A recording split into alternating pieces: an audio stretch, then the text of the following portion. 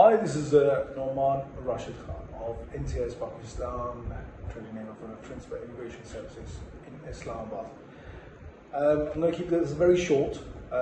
Basically, a lot of our students who have progressed their immigration cases for students to the UK have asked the same questions over and over again.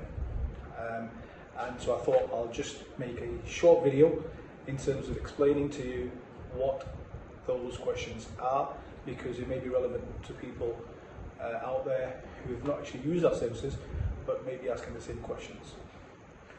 So these questions are basically what 5 tips I would give them once they arrive in the UK, or even planning on travelling to the UK as a student. So first one I would say is rather than booking a university or a college accommodation to start off with, because it can be very expensive, I would recommend you to book an Airbnb. You can obtain the details online and also get a lot of feedback on the accommodation itself. So book an Airbnb. Once you're there, once you're more familiar with the area, and also once you've started your course, so preferably book your Airbnb for a month.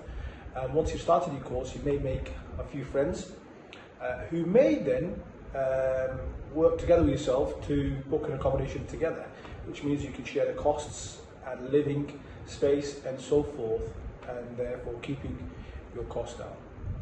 The second one is be aware of the travel facilities around your college, university, and the accommodation where you'll be staying.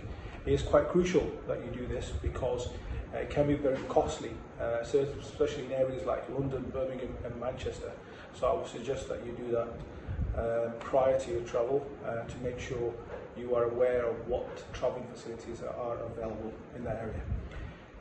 Third one is, most importantly, we don't know about health or anything at all. It can turn upside down. So I would suggest is register yourself with a local dentist and a doctor.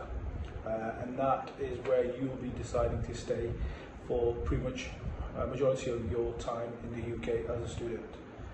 The fourth one is ensure to take some extra funds. These could be in the form of a cheque and so forth.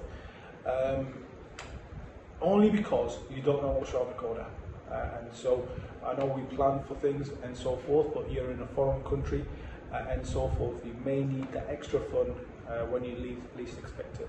So make sure you have some funds available to you.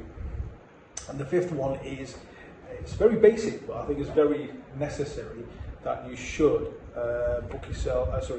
be aware of buying station from the UK. A lot of our students take station from wherever they're travelling from, whether it's from Pakistan, India, Bangladesh, or wherever it may be.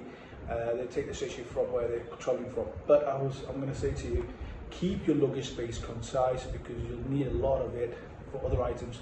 So stationery, books, notepads, calculators, and so forth. You can buy them from very reasonable sterling shops. I'm not going to name the store retail outlets for legal purposes, but you can buy them very cheap in the UK. And these can also be household goods. Once you are more familiar with the area and the local outlets, you can probably buy some reasonably more expensive ones, which are better quality food to use. So these are the 5 tips. So book Airbnb before you travel, be aware of your travel arrangements, register yourself with a doctor and dentist, and take extra funds with you. And fifth one is to buy stationery and household items from the UK itself rather than anywhere else. So that is my 5 tips for students who are travelling to the UK in the next few months. And I wish you all the best, and I wish all of our students who've come through us the very best, and we look forward to progressing your immigration status to the next stage, maybe PSW. Thank you guys. This is Noman Rashid Khan from NTS Pakistan Immigration Consultants in Islamabad, Blue Area.